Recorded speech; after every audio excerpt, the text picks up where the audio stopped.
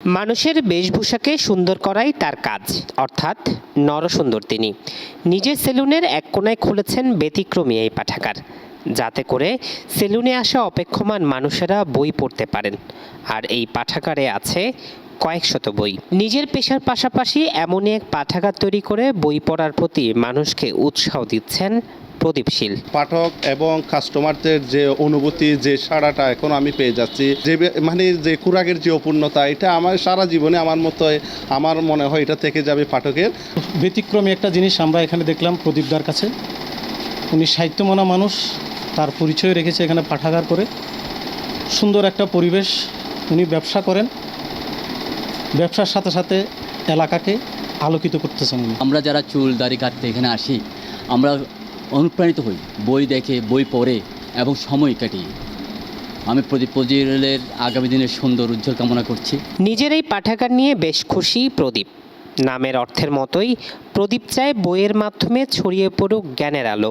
আমি চাচ্ছি পাঠক এইভাবে যেন শিক্ষা যেন মানুষ গ্রহণ করতে পারে। আমার এই মূলত এটাই উদ্দেশ্য। ভবিষ্যৎ প্রজন্ম ডিভাইসে বন্দী, এমন একটি পরিস্থিতিতে, এমন একটি সময়ে প্রদীপ প্রজ্বলের এই যে উদ্যোগ, এই যে পাঠাগার প্রতিষ্ঠা, যারা এখানে চুল কাটার জন্য আসে, চুল কাটতে গেলে এখানে অনেক সময় একটু বসে থাকতে হয় সিরিয়ালের জন্য। এই সময় এরা এখানে বই পড়ে নিজেদের সময়টাকে কাজে লাগানোর একটা সুযোগ পাচ্ছে, যেটা তাদের বইয়ের দিকে আমাদের ভবিষ্যৎ প্রজন্মকে আকৃষ্ট করতেছে। চুল কাটতে আসে তখন দেখা যায় মাঝে মধ্যে সিরিয়াল পড়ে যায়, তো সিরিয়াল পড়লে আমার টাইমটা আধা ঘন্টা 1 ঘন্টার মধ্যে বসতে হয়। তো এই টাইমটা অনেকেই করে সোশ্যাল মিডিয়া স্ক্রলিং করে অথবা ফোন টিপে। তখন ওনার এখানে অনেক বই আছে, আমরা কী করতে পারি, ওই টাইমটা বই পড়ে কাজে লাগাতে পারি। দারিদ্রতার অভাবে মাধ্যমিক পেরোনো প্রদীপ শুধু লাইব্রেরি দিয়ে সীমাবদ্ধ থাকেনি। ধরাবাঁধা পড়াশোনা থেকে প্রদীপ ইস্তফা নিলেও নিজের প্রচেষ্টার মাধ্যমে লিখেছেন 9টি কবিতা ও ছড়ার বই।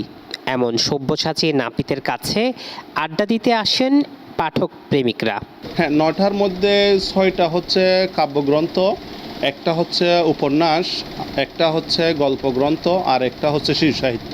আমি চেয়েছি, আমি একজন লেখক, আমি পাঠক সৃষ্টি করতে হবে। আমাকে পাঠক সৃষ্টি করতে হলে আমাকে কী করতে হবে, নিজেকে একটা অ্যাঙ্গেলে তৈরি করতে হবে। ওই অ্যাঙ্গেলটা কি, আমার একটা পাঠাগার। আমার ওই চিন্তা থেকে আমার এই পাঠাগার সৃষ্টি। পাঠকদের প্রত্যাশা, সরকারি ও বেসরকারি প্রতিষ্ঠানের পৃষ্ঠপোষকতা পেলে এই লাইব্রেরির মাধ্যমে বেশি মানুষের মাঝে জ্ঞানের আলো পৌঁছে দেওয়া সম্ভব হবে।